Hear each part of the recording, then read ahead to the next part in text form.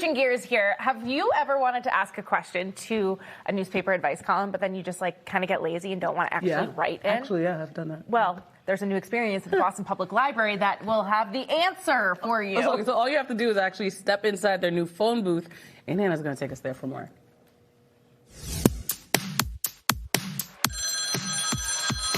So first, Love Letters was a column, and then a podcast, and now Meredith Goldstein is bringing it to the Boston Public Library with a telephone booth, Meredith. A whole telephone booth. This is an old-school telephone booth with an old-school payphone where you can go in and call up the advice column and say, I've got a problem or something on my mind. This is a way to bring a digital advice column to the people via a phone. That's incredible. And what made you want to put it in a library? What was it about this space that invites that vulnerability and connection? I think if you walk into a library, whether it's to check out a book, to study, to meet friends, to get a cup of coffee, you're curious. You're taking the time to ask questions. You're having empathy, whether it's for fictional characters or real life people. So to me, the library was the exact right fit. It's a free place. It's open a lot of hours. People can come in and disengage from the world. This seemed like the exact perfect spot to say, come on in and think about your life and let's all share. Well, let's all share in this right now. I want to bring people inside here. So people step into this phone booth, and if you're too young, this is a reimagination of it, right? Yes, a little bit bigger than phone booths used to be, but the beautiful old school payphone, this would have been where you do not need a quarter for this. This is completely free, and you pick up and it automatically calls Love Letters. So you don't even have to dial anything, and then it'll lead you through options where you can listen, you can share, and you can leave me your thoughts. Leave you your thoughts. And here's the cool thing is that you have seen this really draw from a wide variety of person, right?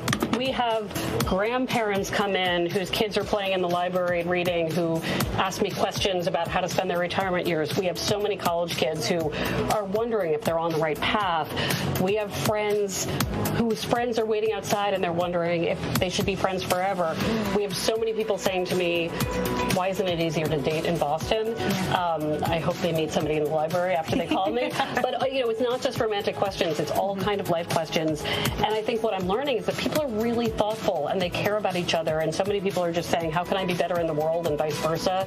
And how can I have the world be better to me? So I'm learning a lot. And it's all pretty upbeat, I have to say. Even when there are big problems, people are really being thoughtful about them. Absolutely. And the wonderful thing is that the advice that you have to these folks can be read in the column because you're taking some of these anonymously for the column or the podcast that you have as well. Yeah, so basically you leave your question and it can be about anything. And if it's a question that fits our advice column, I'll try to answer it. And I will say there has been a constant theme among younger people that they love the analog experience of this. So perhaps this is the first payphone they've ever used because they've only ever lived with a cell phone at their age. And they're like, oh, I kind of like this. I have to slow down and think. So I'm excited to appeal to Gen Z that they just want to make a phone call, apparently. You know what? It's not so bad. It's not so bad. Meredith, thank you so much. And you guys can check it out at the Boston Public Library for a few months now.